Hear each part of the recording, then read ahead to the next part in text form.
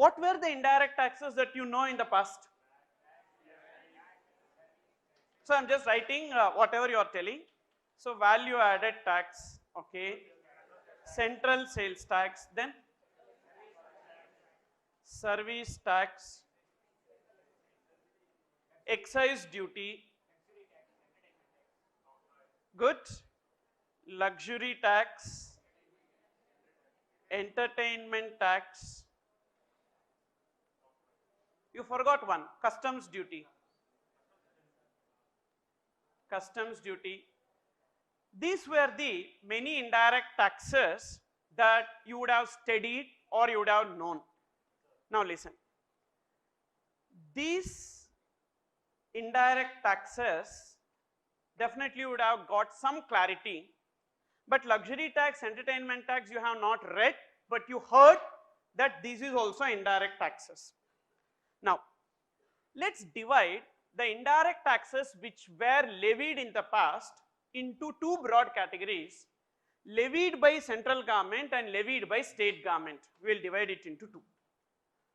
What were the indirect taxes that are levied by the central government? Excise duty was levied by central government, and when excise duty was levied on manufacture. So when you are manufacturing, you need to pay excise duty, and when you are selling that product, you need to pay CST, central sales tax. But VAT is not levied by the central government, VAT is levied by the, so VAT was levied by the state government. Central government levied central sales tax, but central sales tax, even though levied by central government, but collected by state governments. Service tax was levied on services which were rendered, and customs duty on import or export. These four were the central government levies. But VAT, luxury tax, entertainment tax, octroi, entry tax, advertisement tax, all these were levied by state government. Understood pa? You understood? Only four were levied by the central government. What are they? Excise duty, service tax, central sales tax, and customs duty. Now, all central government levies except customs duty got subsumed into GST. Understood here? First I have divided indirect taxes in the past into two, levied by central government, levied by state government. Levied by central government were excise duty, service tax, central sales tax, and customs duty. In that, except customs duty, all other three got subsumed into GST. Is it clear here? Then, what about state government levies, sir? All state government levies, no exception, all state government levies also got subsumed into GST. Is it clear here? So now how GST formed? Can you tell me first point? All indirect taxes levied by central government other than customs duty got subsumed into GST. Then second, all indirect taxes levied by the state government, no exception, all indirect taxes levied by the state government got subsumed into GST. Is it clear? Now, this customs duty, why they have not merged into GST?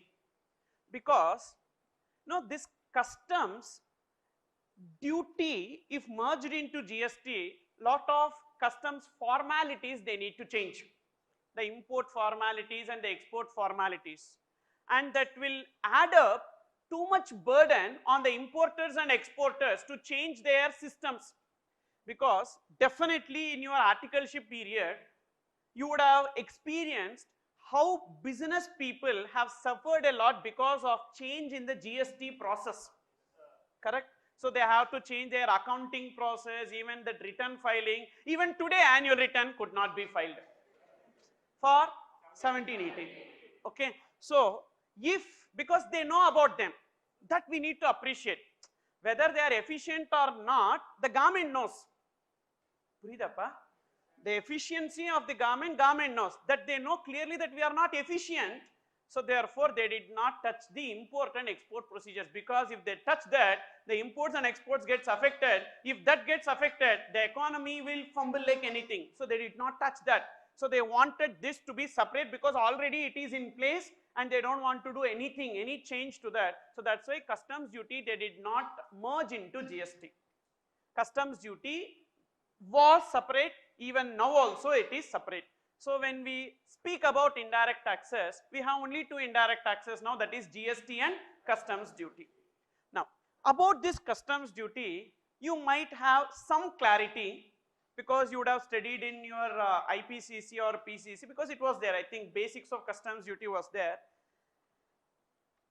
3 customs duties were levied in the past. So whenever you import any product, we used to pay basic customs duty. Then additional customs duty is called as countervailing duty, special additional duty. So these 3 plus education cess and secondary and higher education cess. This used to be there in the past. I am talking about before 1/7/2017, basic customs duty, countervailing duty, special additional duty, EC and SHEC was there. This is what you would have studied in IPCC or PCC. Now, this CVD and SAD is for what purpose? CVD and SAD is for what purpose?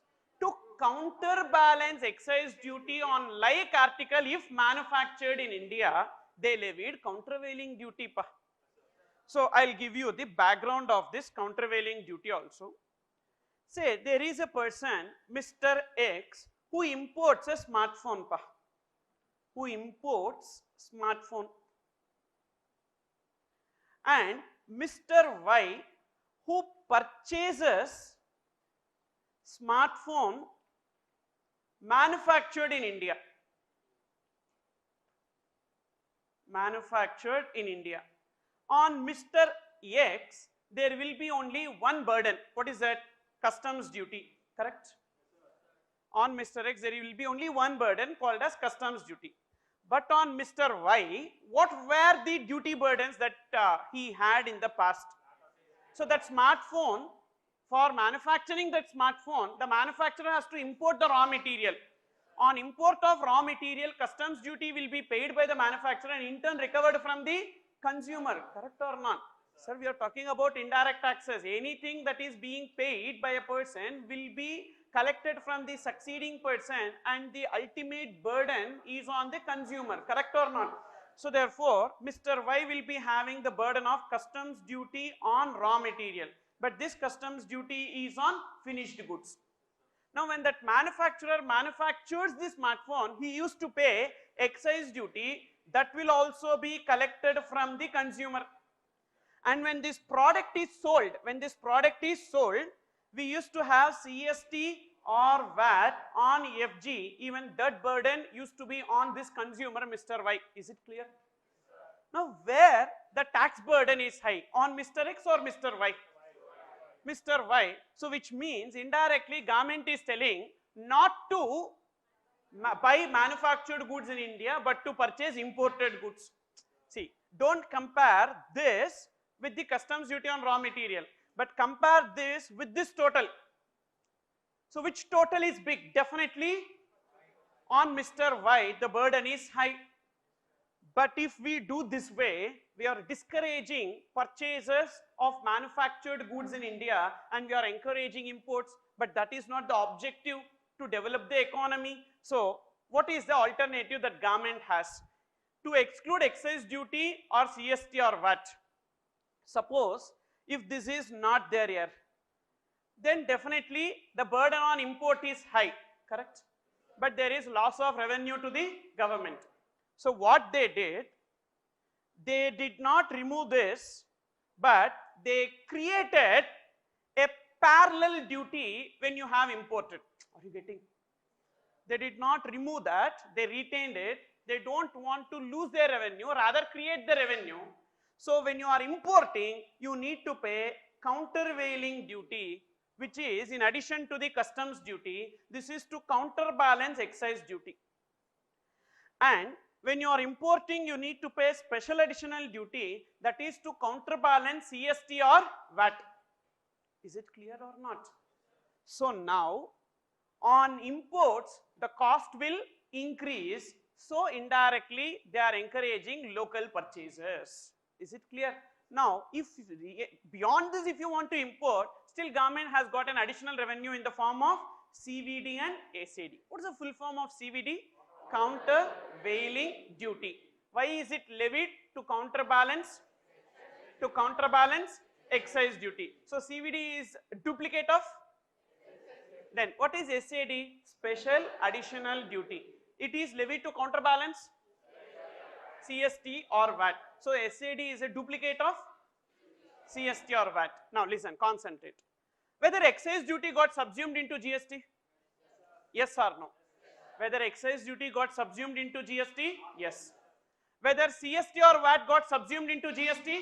Yes. Then CVD and SAD is of no use, so that also got subsumed into GST. Is it clear here? So now again I am repeating, in the past we used to pay basic customs duty, CVD and SAD on import of goods. CVD is to counterbalance excise duty, SAD is to counterbalance sales tax, CST or VAT. As excise duty and sales tax got subsumed into GST, this CVD and SAD also got subsumed into GST, but basic customs duty not got subsumed. Is it clear? So instead of CVD and SAD, now we have GST. Is it clear, boss? Because CVD and SAD is nothing but to counterbalance excise duty and sales tax. As its main got subsumed into GST, it is subsidiary only, na? It got derived from excise duty and sales tax, even that also got subsumed into GST, which means that when you are importing goods now after 1/7/2017, what is that you need to pay? Basic customs duty and GST, and that GST is IGST. About that IGST we will see little later, but just remember GST we need to pay because CVD and SAD got subsumed into GST. Clear here? Now what was the first point that you said in the past just now? How GST got created? First point you said, all indirect taxes levied by central government except customs duty, but including CVD and SAD got subsumed into GST. Can you remember this? All indirect taxes levied by central government except customs duty, but including CVD and SAD got subsumed into GST. Second, all indirect taxes levied by the state government got subsumed into GST. Yes or no here? Now, even today, when you go to any movie, you will be seeing entertainment tax that is being levied. Have you seen that? We discussed that entertainment tax got subsumed into GST. Then how come this entertainment tax is still there? Listen, even local authorities were empowered as per the constitution to collect taxes, but those taxes which are levied by the local authority not got subsumed into GST. That's where this entertainment tax which was levied by state government got subsumed into GST, but entertainment tax levied by the local authorities not got subsumed into GST. And they did not make the constitution amendment to incorporate the taxes levied by local authorities. And that's a big flaw what they have done in constitution amendment, because what will happen when state government is falling short of revenue, tax revenue? See, now state government is not having any role in the tax collection, indirect tax collections. See, it is like one rate is fixed for a product, 50% will go to the central government and 50% will go to the state government. If state government wanted more revenue, it cannot increase its share. or it cannot recommend a higher rate. Is it clear or not? So therefore, naturally what happens, their revenue is fixed, but they may fall short of revenue. When they fall short of revenue, what they will try to do, using these local authorities, they will start collecting the indirect taxes. Is it clear or not? So this should have been avoided, but they did not do that. That's where even today entertainment tax we have, but that was not levied by state government, it was levied by the local authorities. Okay, this is the third point you need to remember. Indirect taxes levied by local authorities, example, entertainment tax for the time being, okay? Entertainment tax not got subsumed into GST. Now tell me, what are the taxes that got subsumed into GST? All indirect taxes levied by central government except, including CBD and SAD. Second point, all indirect taxes levied by state government. Third point, indirect taxes levied by local authority, in brackets entertainment tax, because right now we have only entertainment tax not got subsumed into GST. Is it clear, pa? So you please take the handout. Everything whatever I am telling, it will be there in the book that I will provide. Don't worry. So don't write any running notes, etc. unless otherwise I tell. Okay? So your job is to listen and understand. That's it. Okay? So you don't have to write running notes, paras and paras, not required. And I will not be showing that information first itself, because if I show that information beginning itself, that suspense will be lost. I want you to bring that information out of your mind, and then wherever it is there, we will do audit. Okay, va? Is it clear? So please take, what's the page number here? 1 second.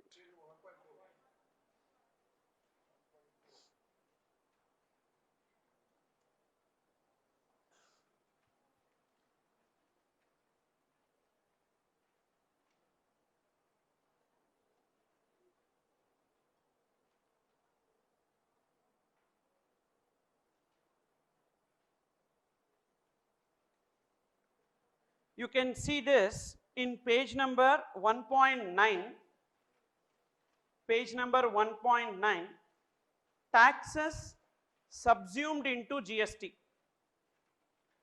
Taxes subsumed into GST. So this excise duty, service tax, central sales tax, additional customs duties, that is CVD and SAD, got subsumed. Then all indirect taxes levied by the state government also subsumed. Okay, you understood? Then you can see the footnote, same page, see the footnote. Customs duty is not part of GST, but additional customs duties like CVD. Why CVD is levied? That also I have given to counterbalance excise duty. And why special additional duty is levied? To counterbalance sales tax, are forming part of GST. Also entertainment tax levied by local bodies are outside the purview of GST, because right now local bodies are levying entertainment tax. But actually speaking, this information is not given in study material, but this is the fact that any indirect tax levied by the local authority not got subsumed into GST. So I told you the flaw, na? So that is not for exam, for our understanding purposes. So in constitution they did not make an amendment to bring taxes, indirect taxes levied by the local authorities. But right now we have only entertainment tax, so in study material only entertainment tax is given. That's why I incorporated only entertainment tax here. Okay? Then, so GST, how it got formed we understood. Now this GST is single GST or dual GST. Combining multiple taxes, we formed a GST, one tax called as goods and services tax. And what is the advantage? The advantage is previously we used to pay multiple taxes, now we will be paying only one tax. This is the advantage. And whether we have single GST or dual GST, in all countries wherever GST is in place, there were single GST only. Single GST, which means like income tax, it will be collected by the central government and later on it will be given as a budget allocation to the state governments. Is it clear? How income tax is being collected by the state government or central government? Central government will collect and thereafter they will give it to the state governments during the budget allocations. Is it clear? Even they want to do the same with respect to GST. That's where states did not agree, because states wanted some revenue which they used to get in the past in the form of sales tax. Now if they give everything to the central government, and definitely that state which is ruled by the party which is ruling central government will be having favor, and South India will never be getting any benefit. You understood or not? And therefore now mainly the chief ministers of southern India, and in that also Tamil Nadu chief minister at that time, Jayalalitha was there, and she fought against it and she said never, it is going to be single GST. If it is going to be single GST, we will not be supporting it. If we are not supporting it, all our neighboring states will not support, and Congress party was favoring her, so therefore there was no choice left but except to convert the single GST into dual GST model. What is this dual GST model? On the common tax base, for example 100 rupees, on that both central government will be levying GST and state government will be levying GST. That's where we have central GST and state GST. Even on the fees whatever you have paid, on that fees also there will be 9% CGST and 9% SGST. Is it clear or not? So whether in India we have single GST or dual GST model? Dual GST model. Why dual GST model is required? Because we have fiscal independence for states. States will function on its own. For that they need revenue. For that purpose we have dual GST model in India. Is it clear here? Then let's see the other aspects, that is what are the various types of GSTs that we have. You can check that in page number 1.10, next page. Types of GST.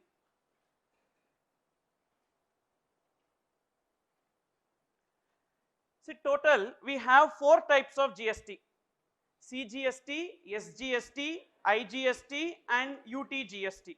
Now let's try to understand some details about this. Total, how many states that we have? 29 states. 29 states. And now there is a change in Jammu and Kashmir. About that also I will explain. So 29 states including Jammu and Kashmir. I consider in the 29 Jammu and Kashmir also as a state. 29 states. And how many union territories? 7 union territories. 7 union territories. I am talking about the scenario before repealing Article 370. Before repealing Article 370, 29 states and 7 union territories. Now, in these 7 union territories, 2 union territories were given state legislature, which means they will function like state. There is an assembly, chief minister, cabinet of ministers, that is known as union territory with state legislature. So 2 union territories were given state legislatures, that is Delhi and Pondicherry. Now this will get added to 29 states, which means for the purpose of GST, how many states that we have? 31 states and 5 union territories. Now these states, 31 states will be levying SGST and union territories will be levying UTGST. Is it clear here? And how many SGST acts we have then? How many SGST acts that we have now? 31. How 31, sir? 31 states, 31 SGST acts. Then how many UTGST acts we should have? 5. But for all these 5 union territories, we have only 1 UTGST act. And we have 31 SGST acts. Clear pa? Then how many CGSTs? How many central governments? 1 itself too much. So one CGST Act and one IGST Act. This is what we have. And whenever the supply is intrastate supply, whenever the supply is intrastate supply, then we will be having dual tax structure. Whenever the supply is interstate supply, we will be having a single GST structure. Is it clear? So, supply of goods or services, supply of goods or services is bifurcated into two parts. Just listen, no need to write, just listen. Intrastate supply and interstate supply. Any guess as to what is intrastate? What is the meaning of within the state? That is buyer and seller are in the same state, correct? Is it the buyer and seller or movement of goods, or what is the base here? It is the location of supplier and the place of supply. See here, when I say supply, I am referring to both goods as well as services. We don't have any distinction now with respect to goods and with respect to services, because the tax is going to be same except for provisions. Few provisions are applicable in case of goods and few provisions are applicable for services, but except for that the tax remains the same for goods or services. So now when there is supply of goods or services, that supply is divided into intrastate supply and interstate supply, and the criteria to determine whether it is intrastate or interstate depends upon two factors, and those two factors are location of supplier and place of supply. Location of supplier and place of supply. If location of supplier and place of supply is in the same state or same union territory, then it is known as intrastate supply. Now here comes the doubt as to what is place of supply, because location of supplier easily we can understand, but what is the meaning of place of supply? Is it the location of recipient? No. Place of supply is a technical term which is coined, and depending upon the transaction the place of supply differs. Sometimes location of recipient is the place of supply. Sometimes location of immovable property to which we are rendering services is the place of supply. Sometimes the location where services are actually performed is the place of supply. And sometimes the location of supplier itself is the place of supply. So this place of supply is a technical concept, and different transactions or different situations we have different place of supply, and that is one segment, one chapter which we will be discussing later. But right now you try to understand that for every transaction we need to determine place of supply and the location of supplier. Depending on that the transaction will be either interstate supply or intrastate supply. Is it clear, pa? So this place of supply we need to determine. It differs. For example, services in relation to immovable property, like renting of immovable property, construction of immovable property, architect services, interior decoration services, or hotel accommodation, all these are service in relation to immovable property. For service in relation to immovable property, location of such immovable property is the place of supply. Clear or not? For example, there is a hotel. You are staying in that hotel, you do not belong to Tamil Nadu, but there is a hotel in Chennai. Location of supplier Chennai, but location of recipient is other than Tamil Nadu, outside Tamil Nadu, but the place of supply is Chennai only. Why place of supply is Chennai, Tamil Nadu? Because we need to take the place of supply as the location of such immovable property. Are you getting this? So therefore it is not the location of recipient which will always be taken as place of supply, but yes, location of recipient is also one of the place of supply. Like that we have other place of supplies which we need to determine. Once we determine, then we can classify the transaction into intrastate supply or interstate supply. Can you tell me what is intrastate supply? If if location of supplier and place of supply is in same state or same union territory, it is known as intrastate supply. Same union territory also intrastate, not intra-union territory. Like that we don't have any term. Clear up? Intrastate means same state or same union territory. Now, if it is same state, then we will be having CGST plus SGST. On the same transaction, CGST as well as SGST is levied. 50% will be CGST and 50% will be SGST. First we need to determine the tax rate. For example, if the tax rate is 12%, in the 12%, 6% will be levied by central government and 6% will be levied by the state government. If it is intrastate supply within the same union territory, then you tell me combination. CGST plus good UTGST. Is it clear here? Now you understood the role of UTGST? So whenever the supply is intrastate supply, we will be having three taxes. What are those three taxes? CGST, SGST, UTGST. And definitely it will be in the combination of CGST plus SGST or CGST plus UTGST. What is common is CGST. Is it clear here? Then, based on this, can you tell me what is the meaning of interstate supply? If location of supplier, place of supply are in two different states, that's it. Two union territories or a state and a union territory. This is the meaning of interstate supply.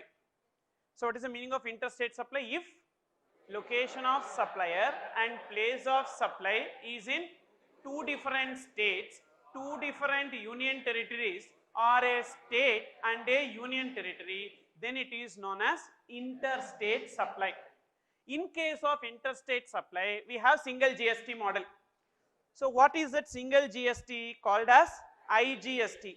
Who will levy this IGST? Central government will levy. What is the full form of IGST? Integrated Goods and Services Tax. This we know, correct?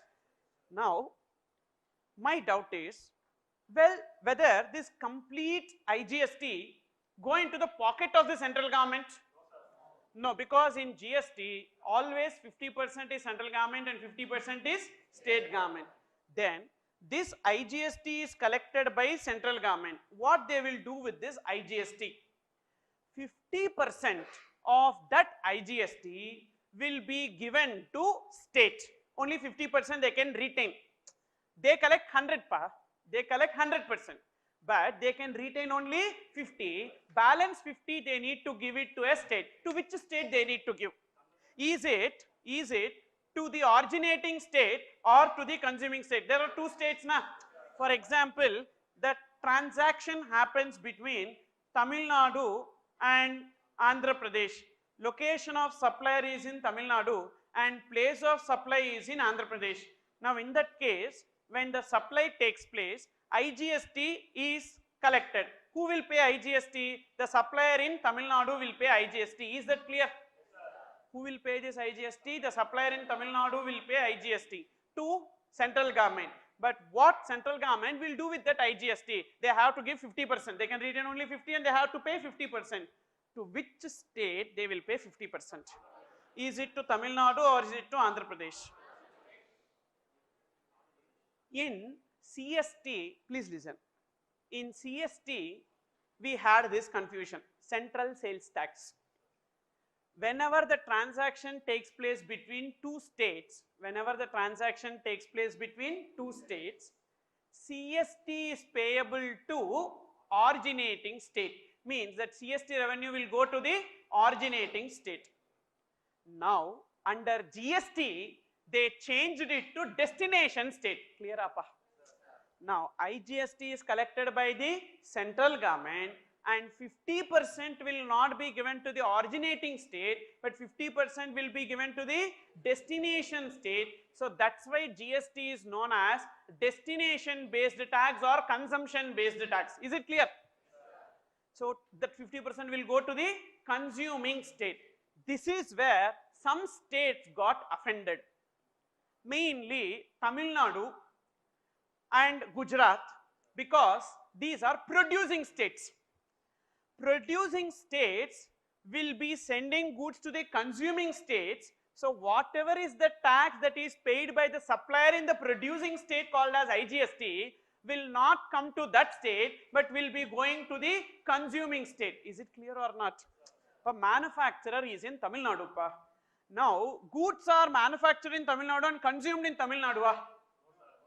Definitely no, because when a manufacturer is in Tamil Nadu, to the neighboring states, they will target the consumption, because they cannot operate manufacturing plants in every state. So they will be concentrated in few places. From there they manufacture and start distributing it to the other states which are neighboring states. Now all goods which are manufactured in that state will not be consumed in that state, which means the entire revenue what that supplier has paid as GST will not come to that state. 50% will go to central government and 50% will go to the consuming states. So therefore there will be loss of revenue to the states, because previously when the sale takes place from Tamil Nadu to other states, CST was levied by Tamil Nadu government and they used to retain the complete CST. Now 50% lost. 50% of that is lost to central government and remaining 50% is also lost to the other states. So there is a fall of revenue, and because of this reason some states did not agree. They said no, we don't want to support GST.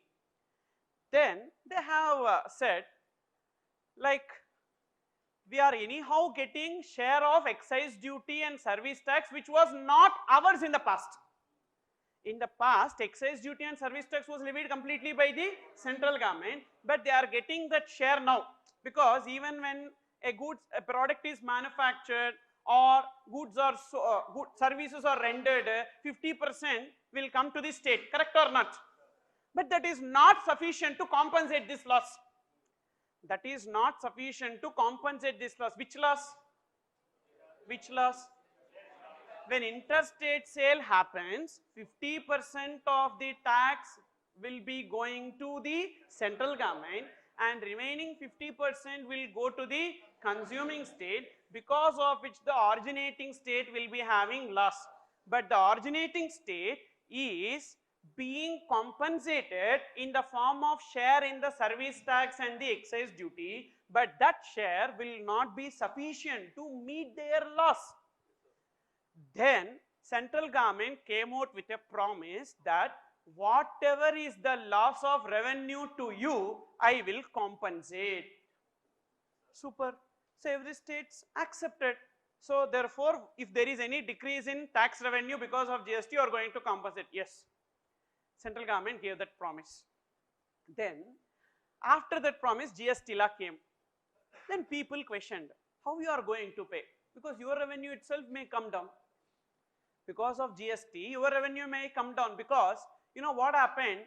The revenue neutral rate, which was fixed at 28%, people did not agree and they asked them to reduce it. Because sir, previously excise duty was 12.5%, sir. 100 rupees is the value of a product. 12.5% was the excise duty, which means 112.5. On that sales tax used to be 14.5%. So 14.5% on 112.5, how much? Exactly 112.5 into 14.5%. 112.5 into 14.5%. How much is that number? 16.31. So total it comes to 128.81. So therefore, what is the effective rate of tax? 28.81%. That's where the rate has been fixed at 28% under GST.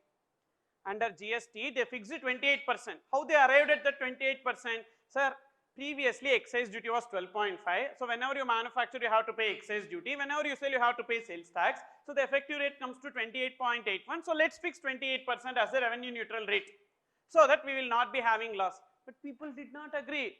They said 28% is too much because in all developed countries, the rate of GST is just 12% or in single digit. How come you can levy 28%? And because of that pressure, they have slashed down the rate to 18% for majority of the goods and services. Majority of the goods and services are now covered between 12% to 18% rate. So 28% slab has been diluted to a greater extent, means even for central government itself there is no revenue. Then how the states can be compensated? That's where they came out with a new tax called as GST compensation cess. Okay, but see the fun. Who gave the promise? Central government gave the promise. At the time when someone gives promise, they need to think about the funds, correct? Na? They did not think. They gave the promise. And from whom it is being collected? From us.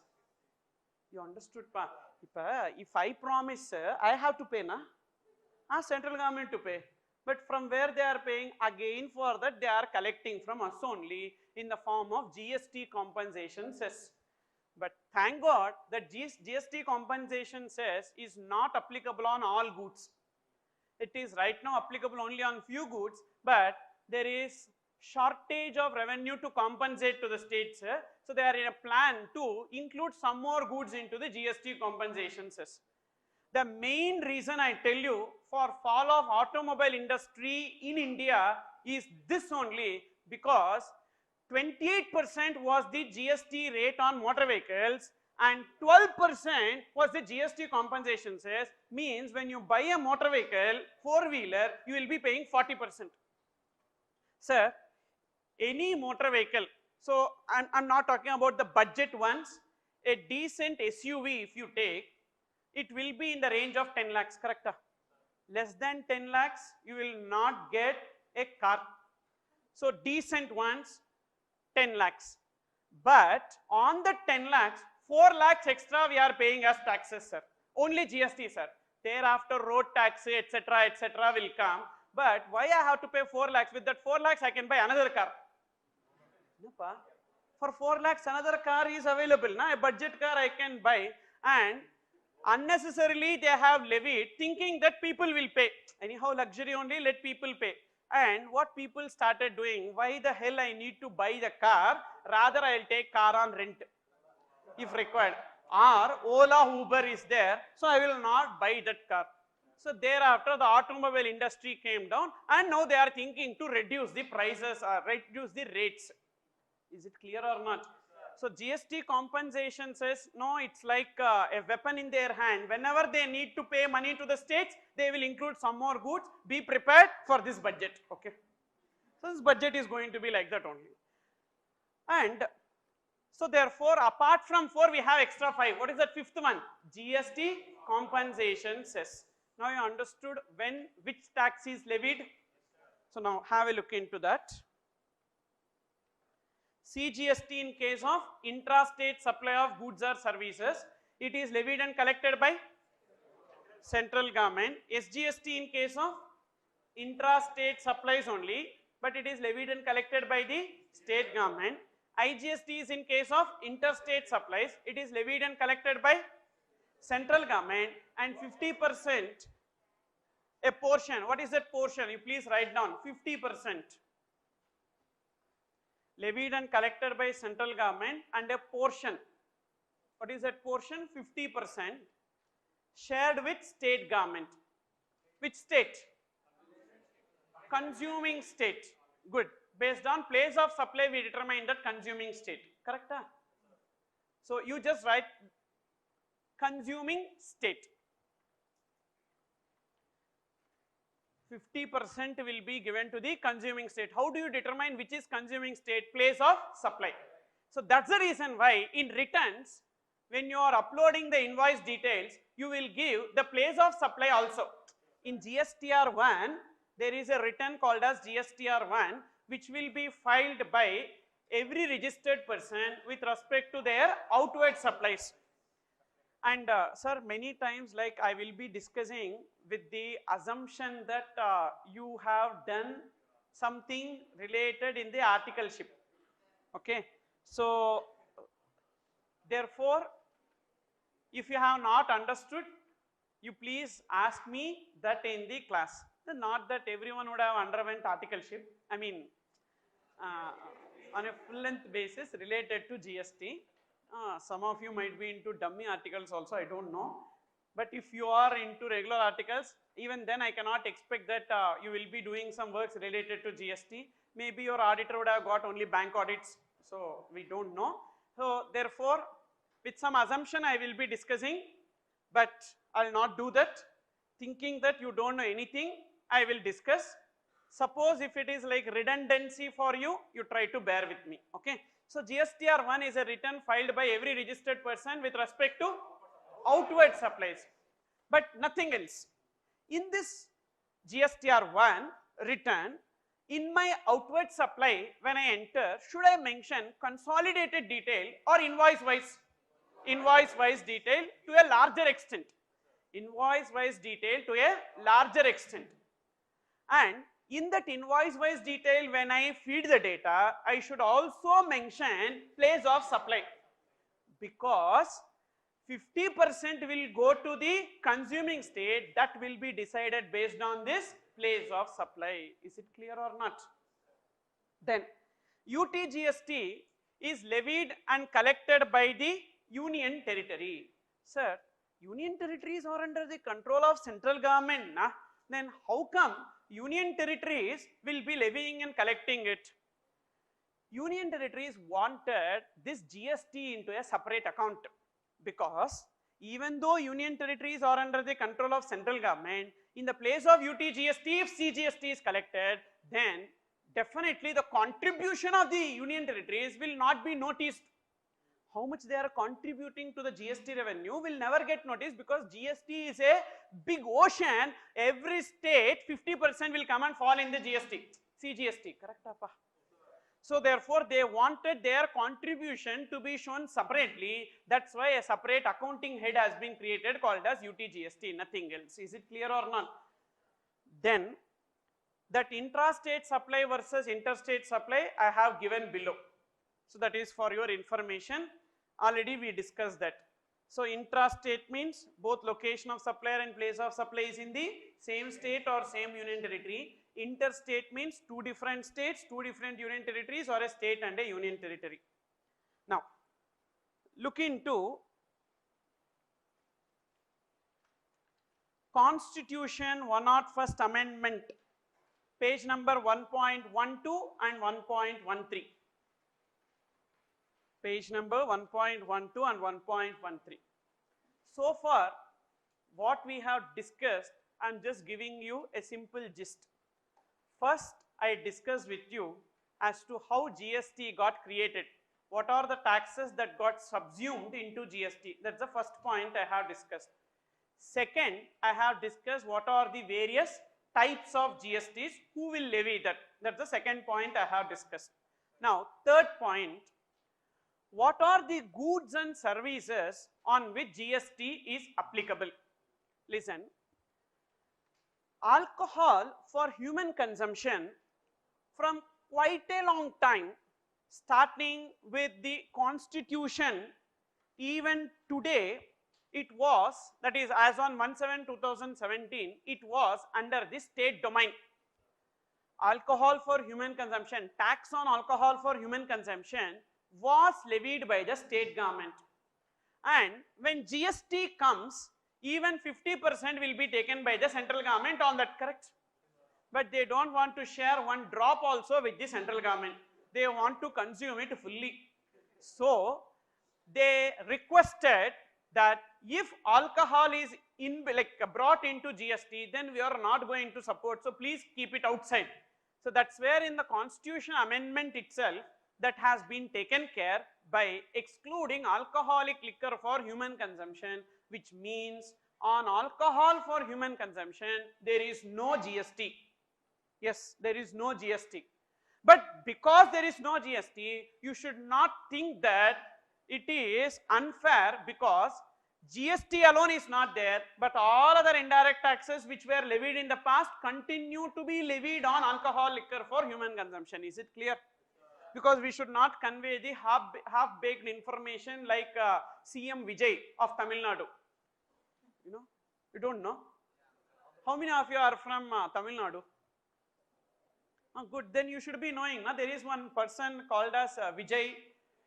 Recently also one movie came, Bigil, and he is going to be the future CM of this state.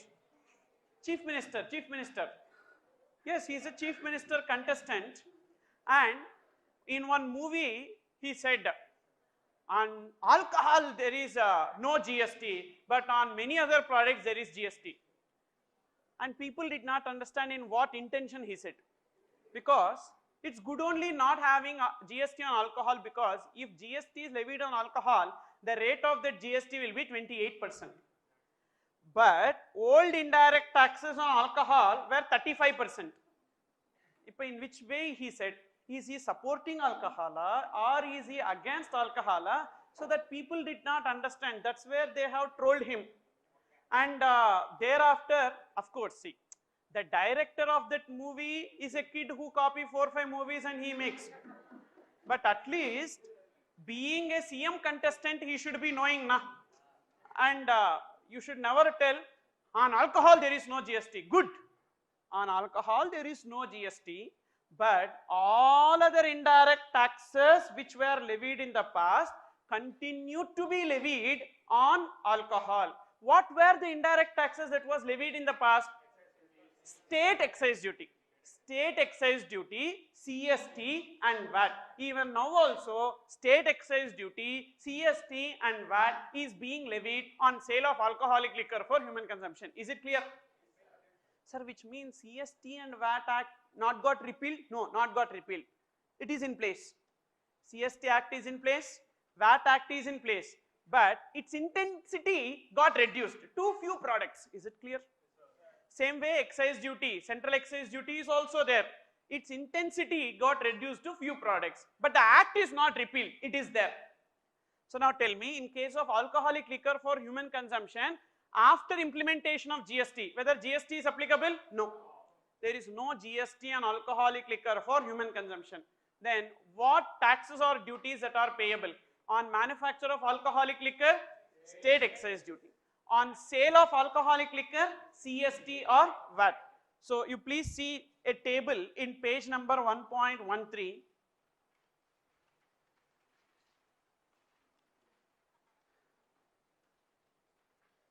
This is the position of goods after implementation of GST, not before 1/7/2017. I am talking about after 1/7/2017, after implementation of GST. First, alcoholic liquor for human consumption. Whether we have any GST? No. So put a cross there. Is this decision permanent or temporary? Permanent. It will never be included into GST, because it is a constitutional amendment which says that it will never be included into GST. So this decision of excluding alcohol from GST ambit is permanent.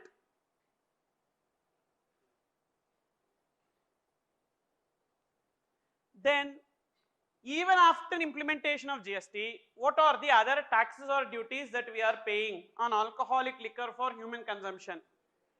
You need to pay state excise duty on manufacture. On manufacture, we have to pay state excise duty, but not central excise duty. And whenever there is sale,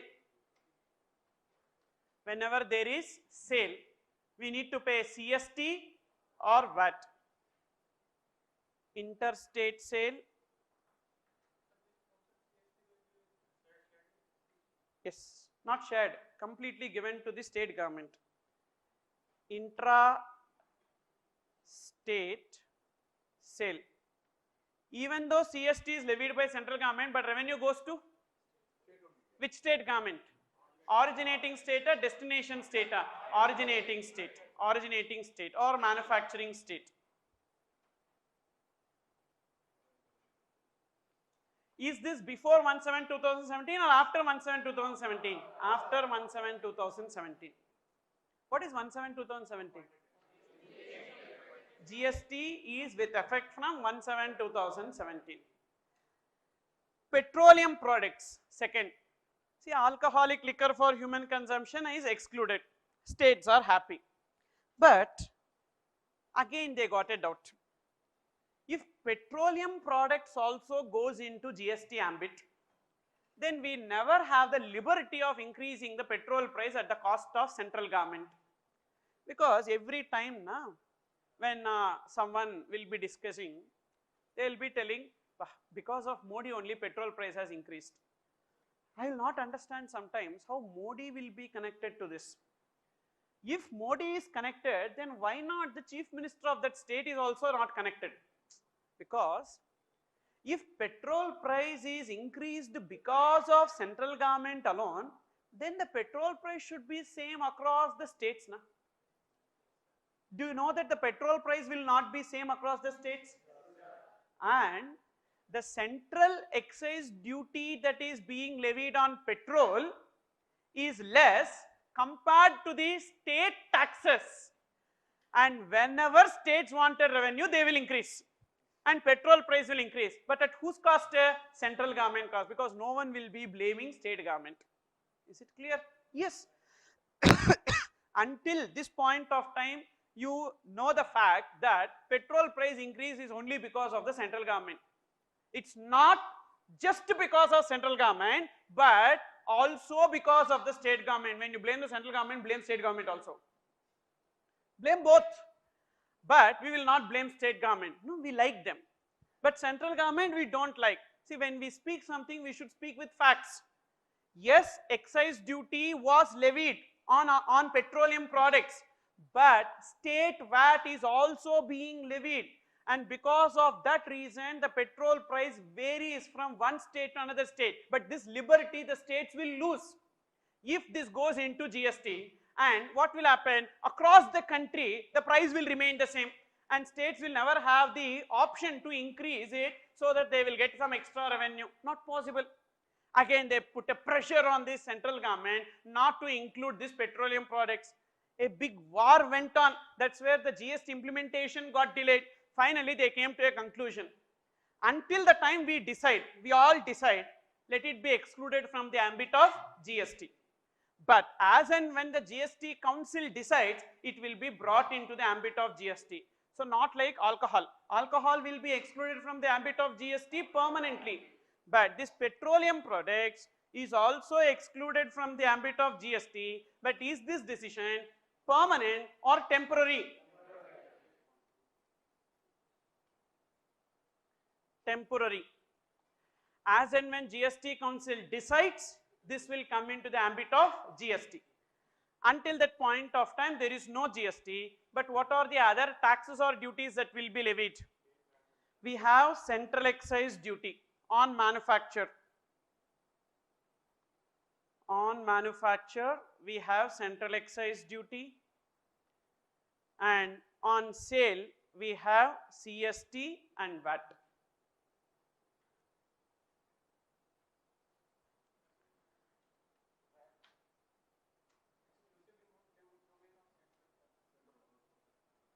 Come again? Which is exclusive domain of central? No, petroleum product is not exclusive domain of center. Not at all. Only with respect to central excise duty, it is their domain.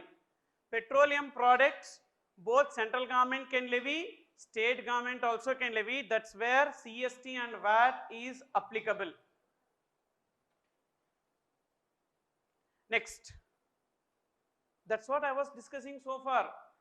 Why there is a difference in rate? If central government only levy, then the rate should be same across all the states. Why the rates differ? Mainly because of the state taxes. There is a difference in the state taxes. Then tobacco and tobacco products, it is not excluded from the ambit of GST, it is included. It is included. But we also continue to pay central excise duty. Even though GST is levied, but we also continue to pay central excise duty on tobacco products. Generally, when GST is not there, old indirect taxes should be there, correct?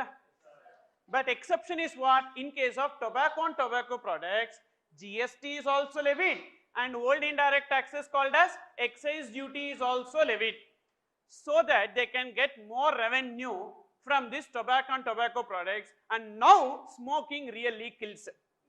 Clear? Then what about state excise duty? No, VAT is also not there, CST is also not there.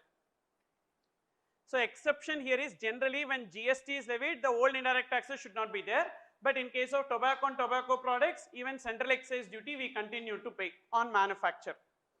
Then all other goods, we don't have any old indirect taxes, we have only GST.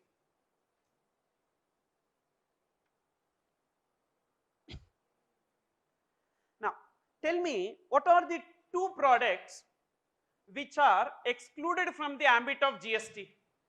Alcoholic liquor for human consumption and 5 petroleum products.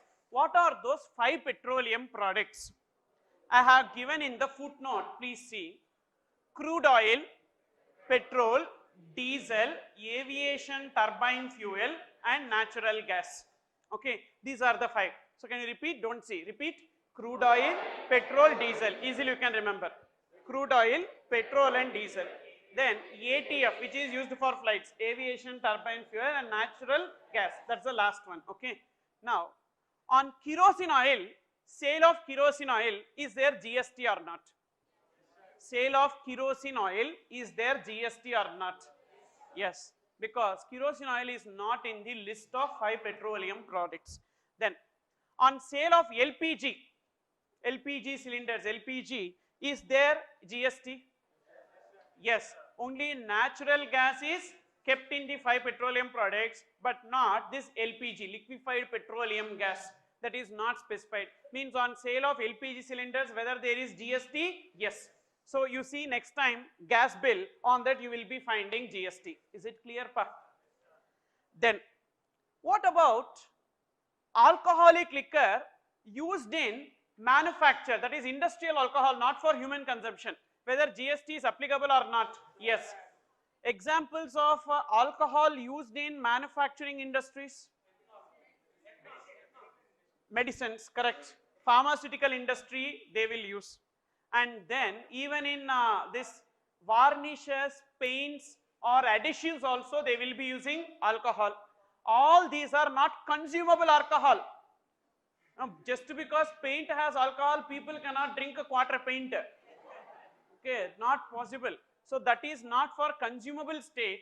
So that is called as industrial alcohol. On sale of industrial alcohol, GST is applicable. Only on sale of alcohol for human consumption, there is no GST. Clear or not? Now, what are non-taxable supplies under GST? Only two, these two. Only two, these two are only called as non-taxable supplies. All others are either taxable or exempted. Somewhere in service tax, you would have learnt, if it is in negative list, non-taxable. If it is in exemption list, exempted. Otherwise, balancing figure, taxable. Now, no confusion like that. Only two are non-taxable. What are those two which are non-taxable? Alcoholic liquor for human consumption and petroleum products, 5 petroleum products. All others are either exempted or taxable. If it is not exempted, balancing figure is taxable. Is it clear here? So that's what I have given there, non-taxable supplies, two non-taxable supplies. One is alcohol and second is that 5 petroleum products. These two are called as non-taxable supplies under GST. What about services, sir? All services are covered into GST. We don't have any non-taxable services. With respect to goods only we have non-taxable. What's the meaning of non-taxable? Not covered under the levy or not covered under the ambit of GST is known as non-taxable supplies. Now, let's see in case of import and exports what happens. So, go to page number 1.11. There is one chart, have a look into that chart.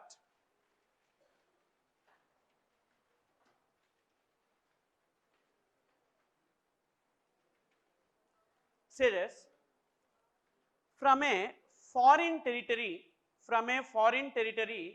to state 1, from a foreign territory to state 1, when the goods are imported or services are imported, that's called as import.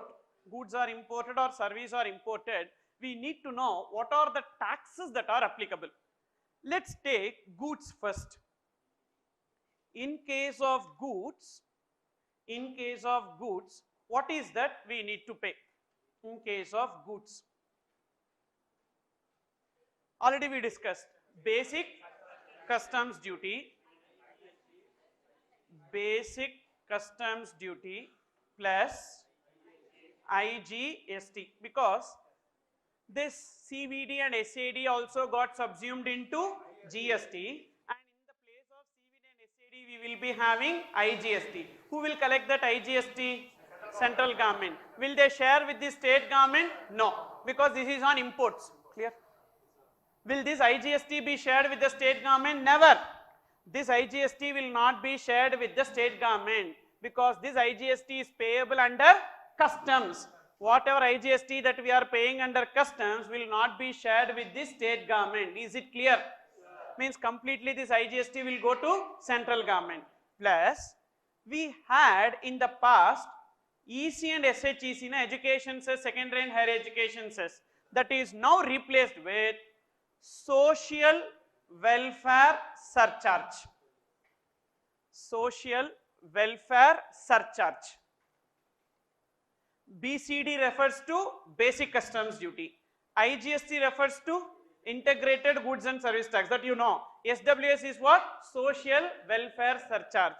How to do this computation, what is the rates, etc. we will learn in customs. But right now we just have a clarity. Whenever goods are being imported, we need to pay customs duties. And what are the 3 customs duties that we pay? BCD, IGST and social welfare surcharge. This IGST is not as per IGST Act. This IGST is not as per IGST Act. This IGST is as per customs. Understood or not? This IGST is not as per IGST Act. This IGST is as per customs. So, I am just writing in brackets customs. Why they have marked it separate, not as regular IGST? Because regular IGST 50% will go to the state, but this IGST levied as per customs will completely go to the central government for that reason. Okay. Then whenever services are imported, only IGST. Only IGST. Is this IGST as per customs? No, because Customs Act do not have any power to tax services. Customs Act has power only to tax goods. So this is the regular IGST as per IGST Act. Is it clear here?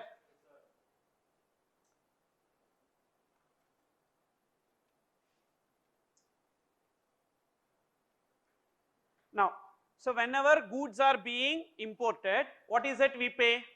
Basic customs duty plus IGST under customs plus social welfare surcharge. And whenever services are being imported, only IGST. Who will pay? Supplier or recipient? Recipient. So it comes under reverse charge mechanism. What is reverse charge mechanism? Generally the supplier of the transaction has to pay tax to the government. That is known as forward charge mechanism.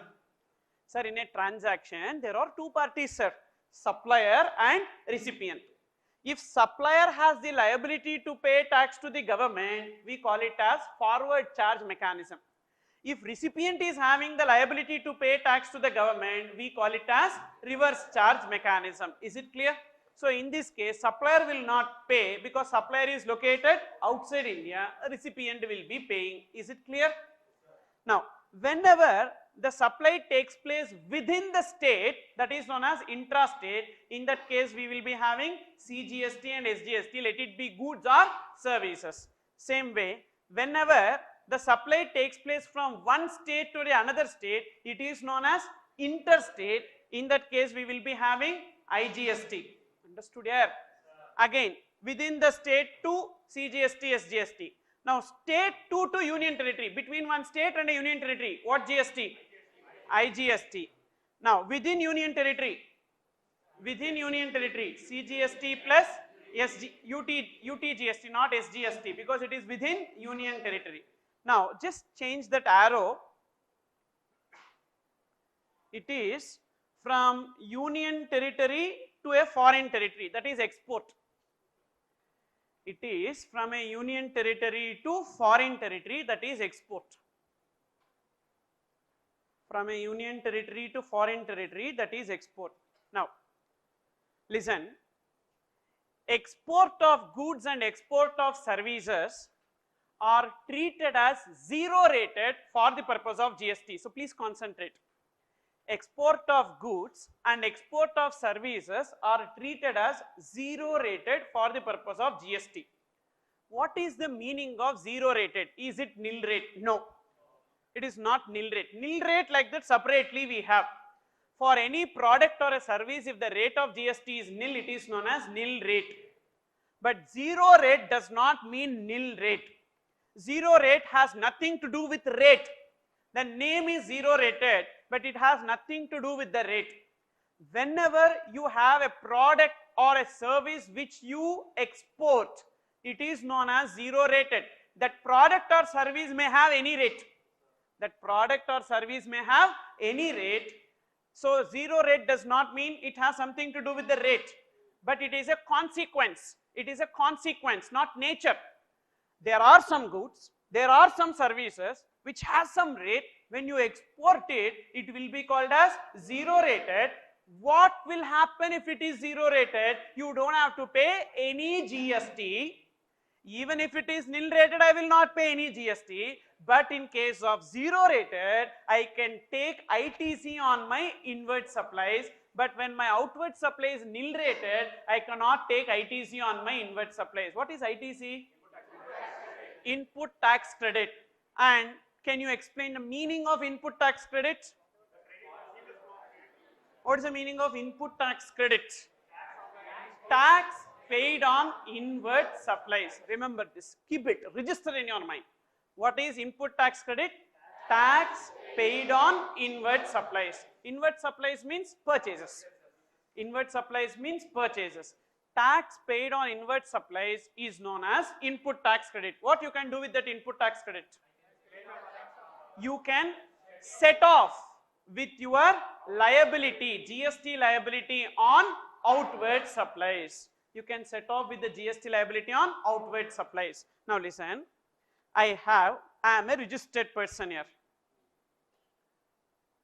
Every registered person will be having inward supplies and outward supplies.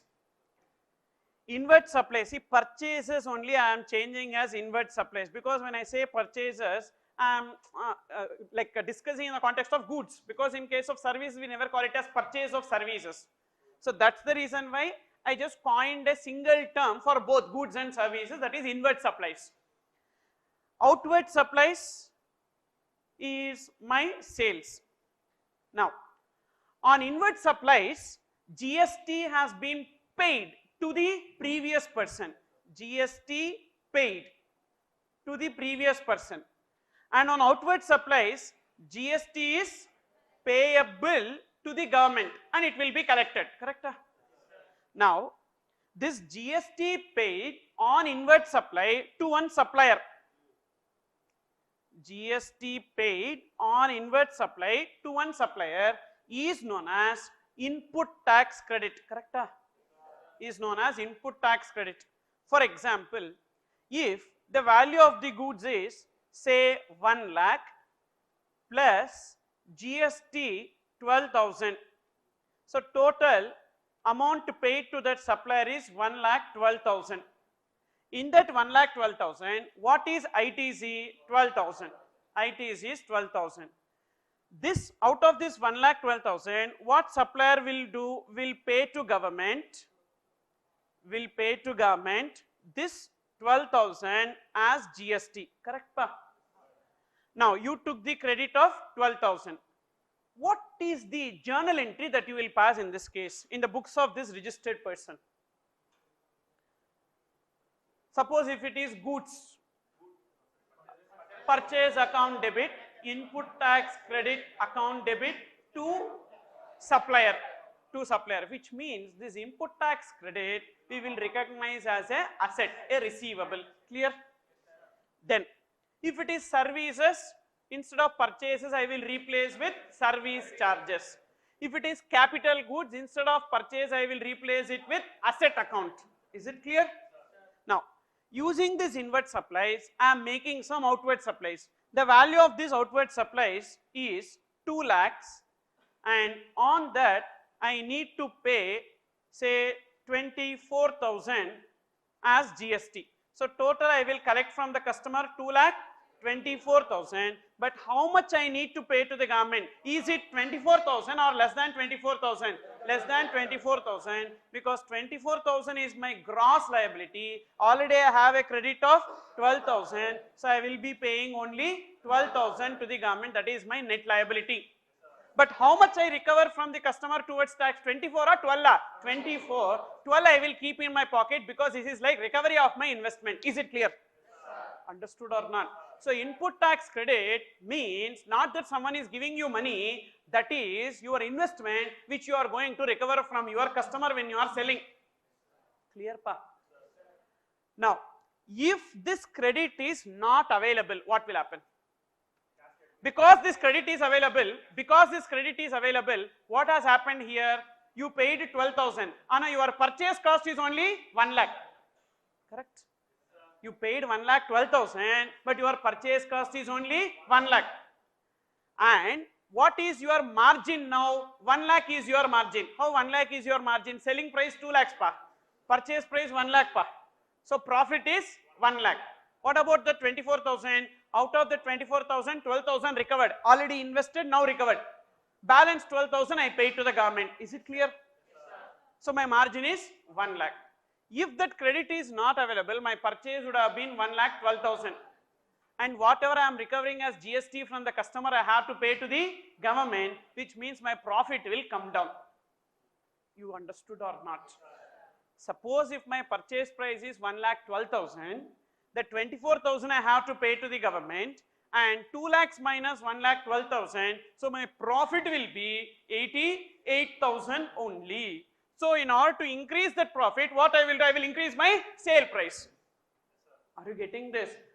So therefore, getting the benefit of input tax credit is always advantageous, so that we can reduce the selling price. Is it clear or not? Now this input tax credit benefit is not available if your outward supply is exempted. So please concentrate, please listen. If your outward supply is exempted, you cannot take credit on your inward supply. But if your outward supply is zero rated, you can take credit on your inward supply. This is the difference between nil rated and zero rated. Nil rated also you don't have to pay, zero rated also you don't have to pay. But in case of nil rated, you cannot take ITC on your inward supplies. But in case of zero rated, you can take ITC on your inward supplies. Is it clear or not? Means sir, on my sales I don't have to pay any GST, but on my purchase I have paid GST na, that I can take as credit. Now in this example, please concentrate. In this example, can I collect 24,000 from the customer? No sir, I will be collecting only 2 lakhs because I don't have to pay any GST. I don't have to pay any GST, so I will not be collecting 24,000 from the customer, I will be collecting only 2 lakhs. But I have still 12,000 as credit. Will you agree with me? Sir, my outward supply is zero rated, sir. My outward supply is zero rated, so I will not be charging any GST to the customer. But what happened? On my inward supply, I already paid GST, that I can take as input tax credit. But what to do with this input tax credit? I can get refund. I can get refund. If I have some other liability, I will adjust with that some other liability. If I don't have liability, I will get refund of this input tax credit. Is it clear or not? This is the advantage of zero rated supply. Now again back to square one. What are considered as zero rated supply? So far what we have discussed. Export of goods or services are treated as zero rated for the purpose of GST, which means you don't have to pay any GST. Clear pa? Understood or not? Now, apart from this, is there any other zero rated supply, sir? Only one more. Already we discussed one. What is that? Export of goods or services. Supplies to SEZ, Special Economic Zone, is also considered as zero rated supplies. So now tell me, what are non-taxable supplies under GST?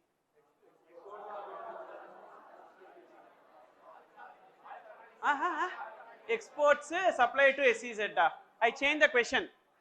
Listen, I did not ask what are zero rated supplies. I asked what are non-taxable supplies. Alcoholic liquor for human consumption and 5 petroleum products.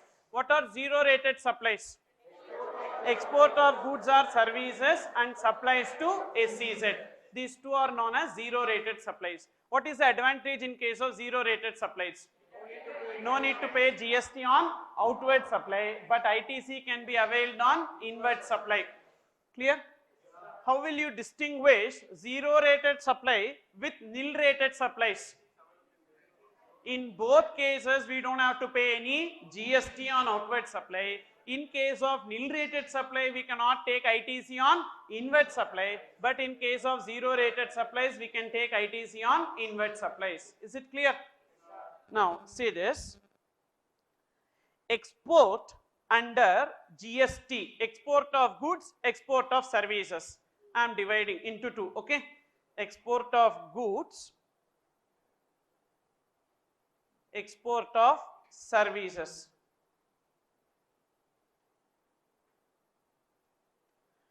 Customs, GST.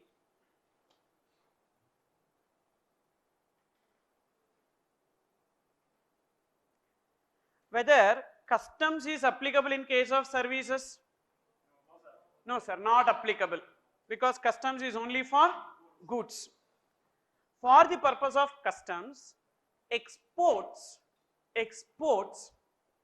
are not treated as zero rated, because we don't have the concept of zero rated for the purpose of customs. You understood here? So majority of the export of goods for the purpose of customs is exempted, majority exempted, but not all are exempted. Is it clear? Again I am repeating. So far what I have discussed is from the point of view of GST. For the purpose of GST, let it be goods or services, for the purpose of GST, it is treated as zero rated. Okay pa? For the purpose of GST, let it be export of goods or export of services, we call it as zero rated. So therefore there won't be any IGST. There won't be any IGST. This is for the purpose of GST. Now, for the purpose of customs, in case of export of services, do we have any customs duty? No, because customs is not applicable in case of services. Then with respect to goods, for the purpose of customs, what is the tax implication? Either it will be dutiable or exempted. Understood pa? Dutiable or exempted.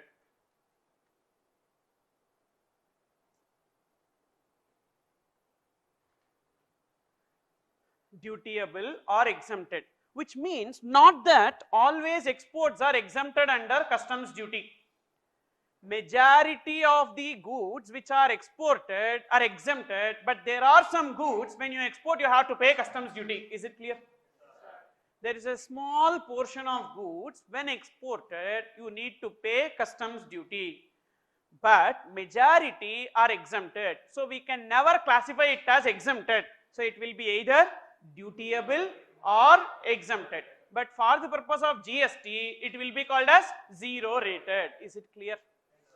In case of services, anyhow Customs Act is not applicable, only GST is applicable. For the purpose of GST, it will be treated as zero rated. Is it clear? Now, what will happen in case of zero rated? Now, see this. Look into this table below. On import of goods, for the purpose of customs, what is it we will pay? Basic customs duty, IGST and social welfare surcharge. What about export of goods? Just now I told you, export of goods can be either, sir, for the purpose of customs, it can be either dutiable or exempted. It can be either dutiable or exempted. If it is exempted, we don't have to pay any basic customs duty, IGST, social welfare surcharge. What if it is dutiable for the purpose of customs?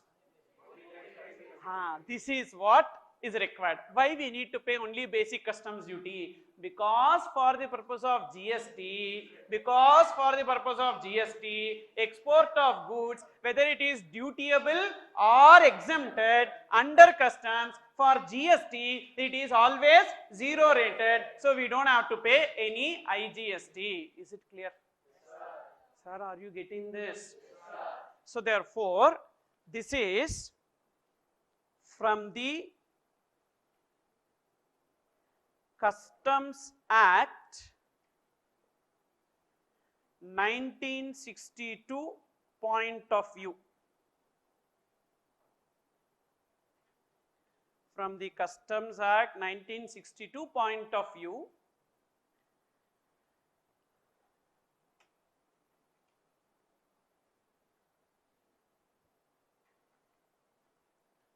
got confused or have the clarity?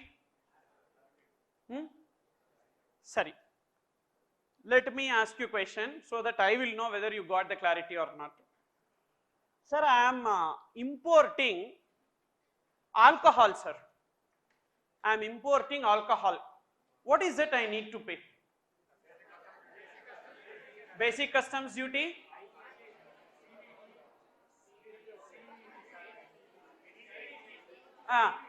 IGST, wrong pa. I have to pay basic customs duty, perfect. I should not pay IGST. Why I should not pay IGST? For the purpose of GST, alcohol is excluded. Then I have to pay old. What are the old? CVD and SAD. Done? Understood? Then I am importing normal goods which are covered under GST. What is it I need to pay? Basic customs duty, IGST, social welfare surcharge. I am exporting goods which are chargeable to customs duty. What is that I need to pay? Only basic customs duty. I am exporting goods which are exempted under customs. I don't have to pay anything, which means on exports there won't be any IGST. Will you agree with me? Goods, on export of goods there won't be any IGST. So you need to remember first this small table. In case of export of goods, for the purpose of customs, it may be either dutiable or exempted. For the purpose of GST, it will always be zero rated, even though for the purpose of customs it is dutiable or exempted. Then, if it is services, anyhow Customs Act is not applicable, so for the purpose of GST it will be always zero rated. Now, from the Customs Act point of view, what are all the taxes that are applicable? Already we discussed imports. In case of imports, BCD plus IGST plus social welfare surcharge. If it is exports, IGST will not be there, social welfare surcharge will not be there. Correct? Please check the table. IGST will not be there, social welfare surcharge will not be there. If the goods are dutiable under customs, we will pay basic customs duty. If the goods are exempted under customs, we will not pay even that basic customs duty. Is that clear? Yes, then, for the purpose of GST, export of goods or services are treated as zero rated supplies. Correct? Now, already I discussed one option with you. whatever I have discussed with you is one option. We have another option also. Whatever I have discussed with you is that we don't have to pay any GST on export of goods or services, but for our purchases, inward supplies, we would have paid some GST, which we can take as refund. First we can take as credit, and the unutilized credit we will get it as a refund. So that is option 1. Please see, that is option 1. On export, don't pay any IGST. Clear? On export of goods or services, don't pay any IGST. On your purchases, take ITC. And utilization of ITC for payment of IGST on export, not applicable. Correct here. Why? Because I am not paying any GST on exports here. So where from I have liability? So which means there will be unutilized ITC na. So therefore that ITC I will get refund. This is option 1. So we have two options in case of zero rated supply. Whatever I have discussed so far is option 1. Now option 2 I am discussing, that is pay IGST on exports. Pay IGST on exports. And on purchases, take the ITC and use this ITC for payment of this IGST on export and get refund of that IGST. As such, we will not understand this. This is like pretty confusing. Sir, what is this pay IGST, get refund of IGST? We have not understood this. So that's why I have left some blank space there to make note of one illustration. You have utilized that space. This is the strict warning.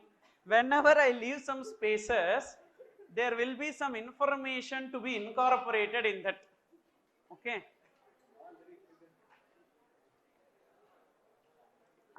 That's why you should be having a sticky note. Okay, fine. You take the last page or the second page. You will have some space, full white page will be there. There you can write. Either the last page or second page you will be having, there you write. If you have space here, you have not written anything, good kids. You have not written, now you write. Okay. Listen. See this. There is Mr. X, an exporter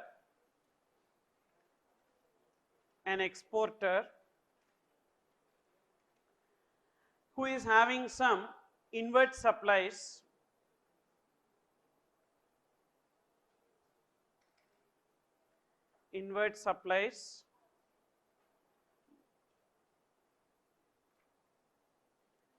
to the extent of say 10 lakhs plus GST of rupees 1,20,000.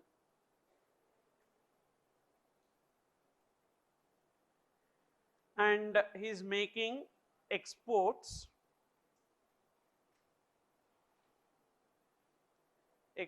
of goods, and the value of those goods exported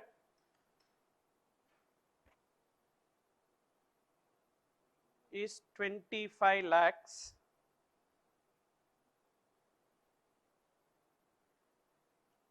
GST rate, applicable GST rate is say 12%.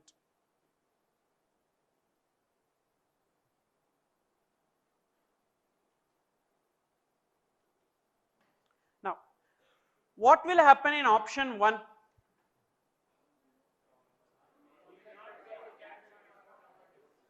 Option 1 I am taking here. Option 1. First, any GST is payable on export of goods? No. So gross liability equal to 0. Correct here? I will not pay any GST on exports. But I have an ITC of 1,20,000. I have an ITC of 1,20,000. And what is the consequence? I will get a refund of rupees 1,20,000.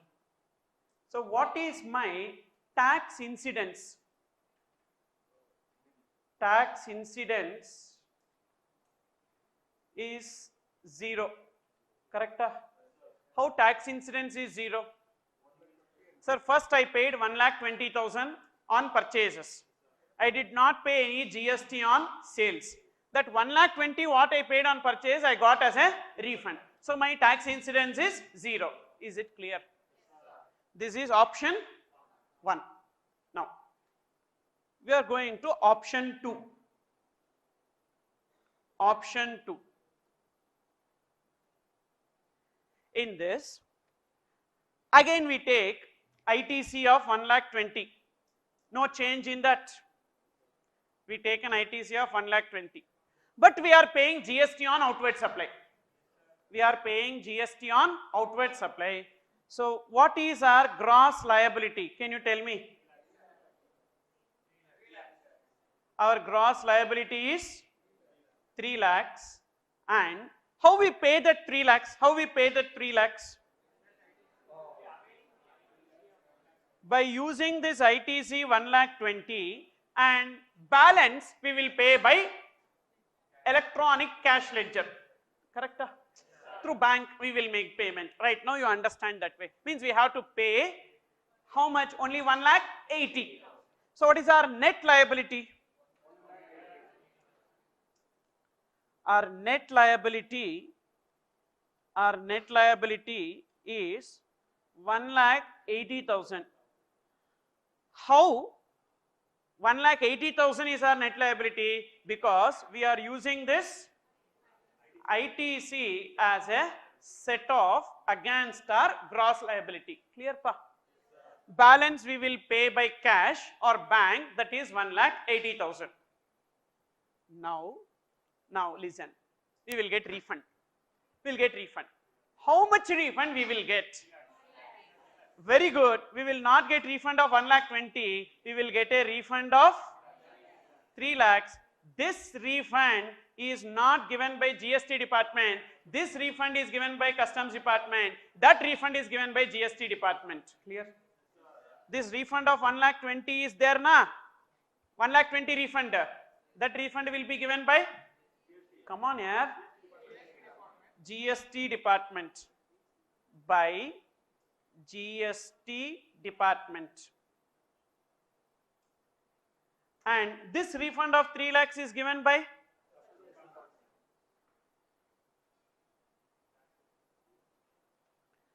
by customs department.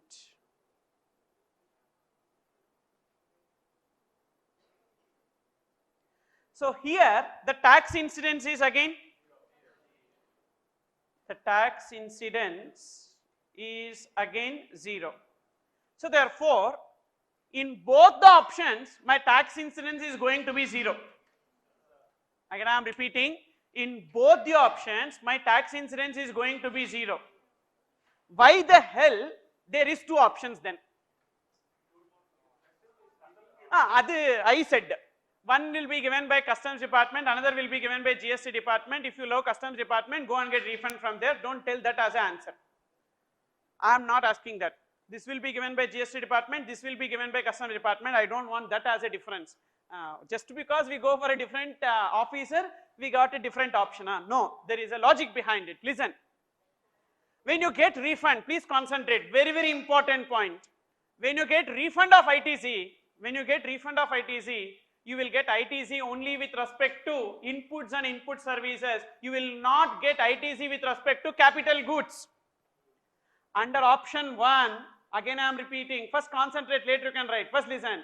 Under option 1, you will get refund of ITC only with respect to inputs and input services, not with respect to capital goods.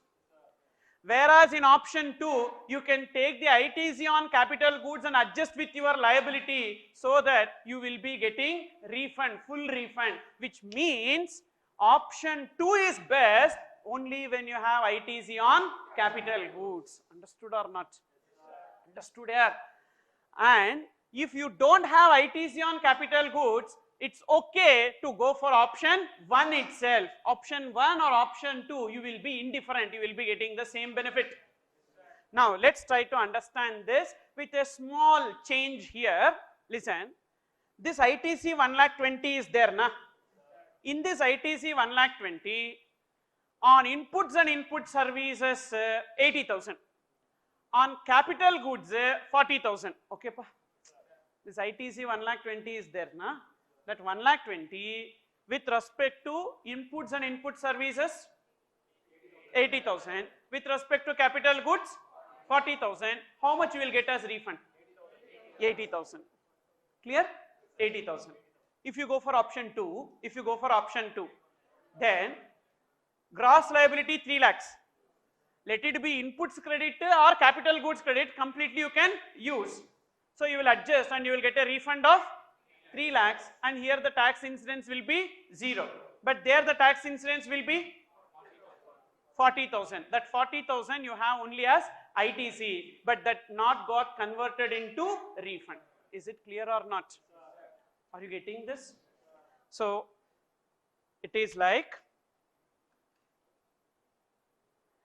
you just write down below, note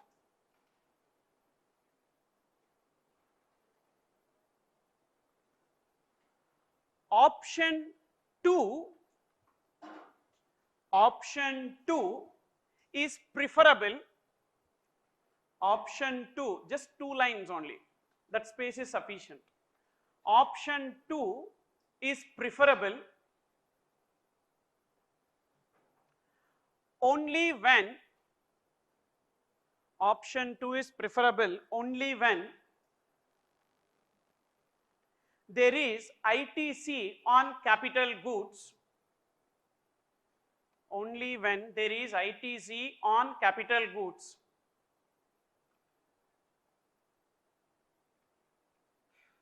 comma, as refund of ITC,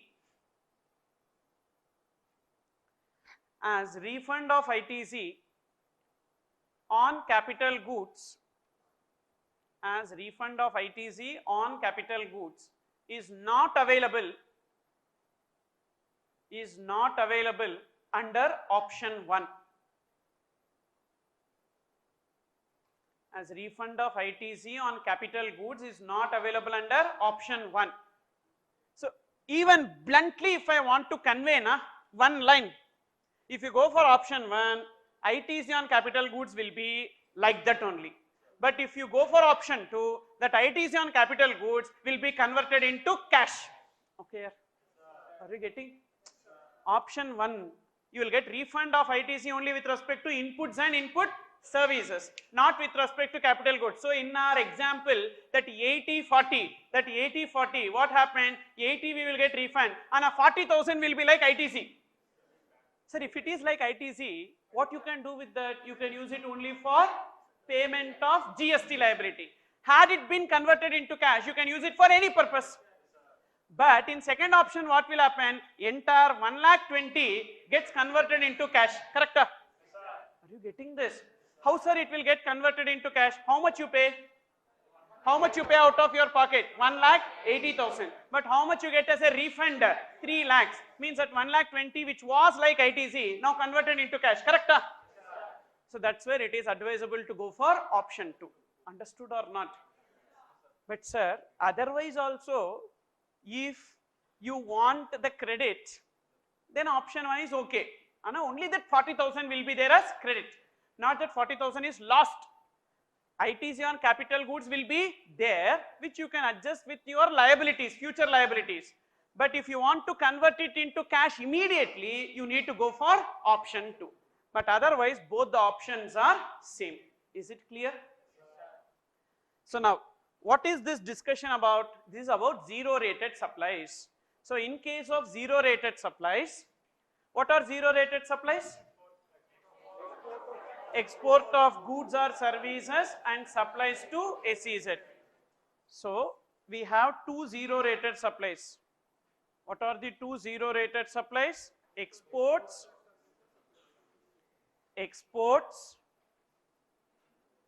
second supplies to SEZ. These two are known as zero rated supplies.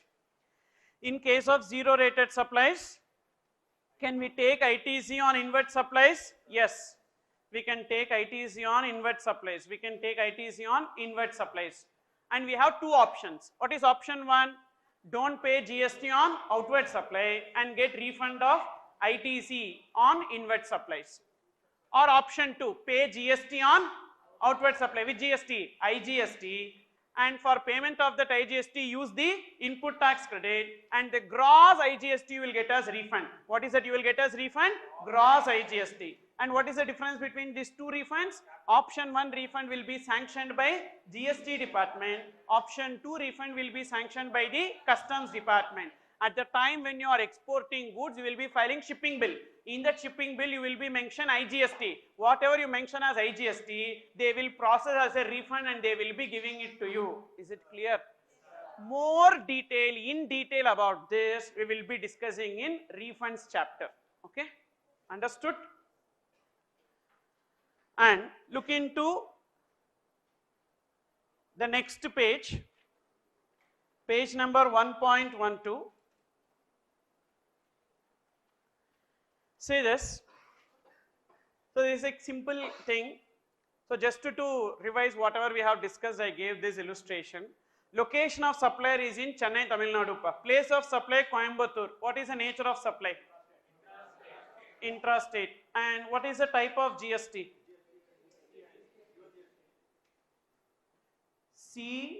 CGST. And which SGST? TNGST.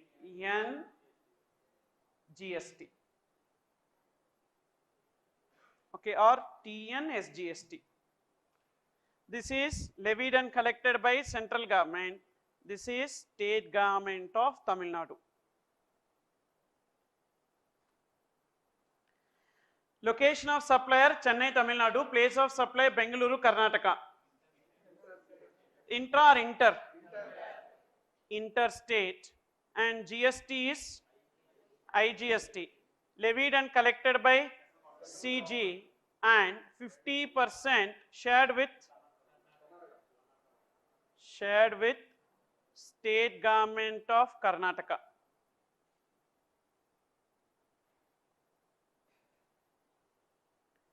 Then location of supplier Tamil Nadu. Place of supply Pondicherry, Union Territory having partial statehood. Intra or inter? Inter. Again inter. IGST same.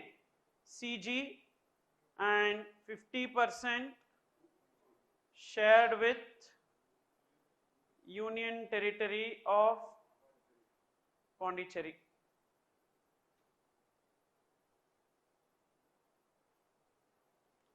For Delhi, Union Territory having partial statehood. 2, location of supplier is that, and place of supply is also same. Intra or inter? Intra. And what will be the GSTs that will be applicable? CGST and SGST, not UTGST. This is Union Territory with partial statehood. So SGST only, not UTGST. This by central government. This is by Union Territory of Delhi. Then location of supplier Tamil Nadu. Place of supply Chandigarh, Union Territory. Intra or inter? Inter. IGST levied and collected by central government and 50% shared with Union Territory of Chandigarh.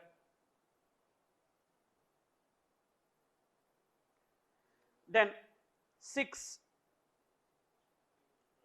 location of supplier Chandigarh and place of supply is also Chandigarh. Intrastate. CGST and UTGST. Good. Because that is pure Union Territory. Central government and here Union Territory of Chandigarh.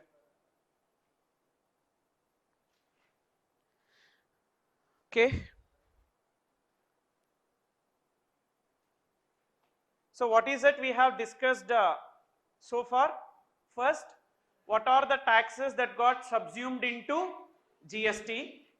Second, what are the types of GST? And third, what is the position of goods after implementation of GST? That is, after 1/7/2017, what is the position of goods? From there we learned two non-taxable supplies. One is permanent, the other one will be temporary. What is permanent? Alcoholic liquor for human consumption and 5 petroleum products. With respect to services, all services got subsumed into GST. So this is the third point we have learned. Fourth point that we have seen is in the context of imports and exports. In the context of imports and exports, what will be the implication of customs and GST? Import of goods, basic customs duty, IGST, social welfare surcharge. If it is non-taxable supplies, alcohol and petroleum products, instead of IGST, the old customs duty, CVD and SAD will continue. Is it clear? Then on import of services, we need to pay only IGST. Then in case of exports, export of goods for the purpose of customs could be either exempted or dutiable. But for the purpose of GST, always it is zero rated and we don't have to pay any IGST. In case of export of service, anyhow customs is not applicable, there is only IGST and that IGST is also zero rated. Effectively, in case of export of goods, if it is dutiable under customs, I need to pay only basic customs duty. If it is exempted under customs, I don't have to pay any customs duty. Anyhow, in both cases, IGST is not payable, even social welfare surcharge is not payable. Then we discussed fifth point, what is the meaning of zero rated supplies? There are two zero rated supplies, exports and supplies to SEZ. In case of exports or supplies to SEZ, why it is called as zero rated? Because I can take ITC on my inward supply. So that's the difference between zero rated and nil rated. So what ITC on inward supplies I can take ITC and I have two options, either to pay GST on outward supply or not to pay GST on outward supply. If I am not paying GST on outward supply, that ITC I will get as refund, but only with respect to inputs and input services. With respect to capital goods, I will not get refund of that ITC, but I can take that ITC. Whereas option 2, I will pay GST on outward supplies by using this ITC on inputs, input services and capital goods. Whatever is my gross IGST that I have reported, that I will get as a refund from the customs department. So this is what we have discussed today. Then listen, one point in today's discussion not applicable for November 20 exam, but we have a change in that. That is, as my discussion started with 31 states etc. Sir, this 31 states information is only applicable for May 20 exam. Okay, now I am just giving you the difference. May 20, November 20. Listen, for May 20 exam, intrastate supply. Okay, one second. Supply between Jammu and Kashmir and Ladakh. For May 20 exam, it is intrastate supply. Okay. For May 20 exam, it is intrastate supply. Even though abrogation of Article 370 has happened. What happened with respect to Article 370? There was a special status for Jammu and Kashmir. Now that Article 370 has been repealed. What is the consequence of that repealment? The state Jammu and Kashmir got converted into two union territories. One is Jammu and Kashmir, Union Territory of Jammu and Kashmir. Second is Union Territory of Ladakh. Okay. So for May 20 exam, we have Jammu and Kashmir as a state. J and K is state. For November 20 exam, that J and K got separated into UT of J and K, treated as state, plus Union Territory of Ladakh without state legislature.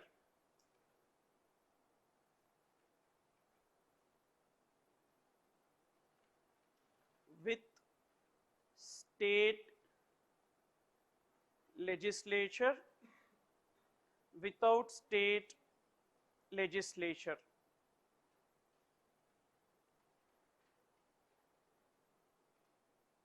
For May 20 exam, those are appearing for May 20.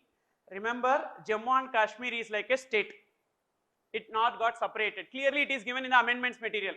ICAI has specified that this discussion is not applicable for May 20, but applicable for November 20 exam. Okay. So, as both May 20 and November 20 students are there, so I am just giving you this difference now itself. For May 20 exam, Jammu and Kashmir should be treated like a state. That's it. For November 20 exam, that Jammu and Kashmir state got separated into two. Union Territory of Jammu and Kashmir with state legislature, Union Territory of Ladakh without state legislature. So, if any supply takes place between Jammu and Kashmir and Ladakh, for May 20 exam it is, for November 20 exam it is interstate. Okay. Then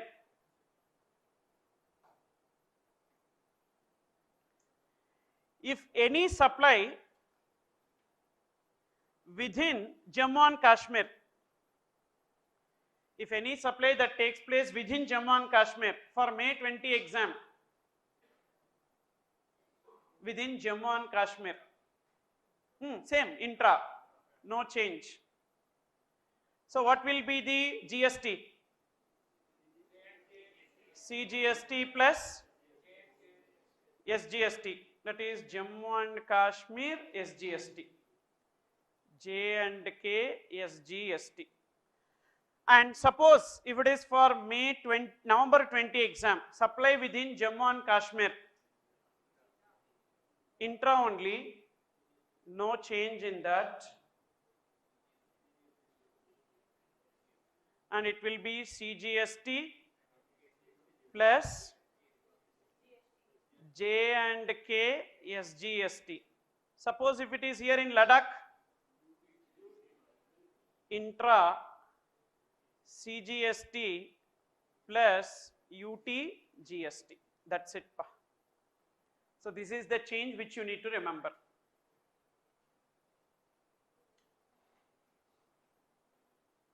Supply within J&K or supply within Ladakh.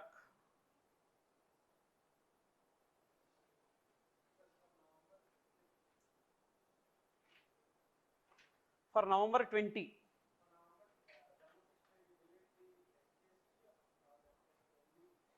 Jammu and Kashmir. Jammu and Kashmir is Union Territory with state legislature, means like Delhi and Pondicherry, SGST. Union Territory with state legislature means how we treated Delhi and Pondicherry the same way here. Okay. So, this is the amendment that is applicable for November 20. To the extent possible, I will cover like this in the class itself, and beyond this, some amendments which even I don't know, so that you have to wait.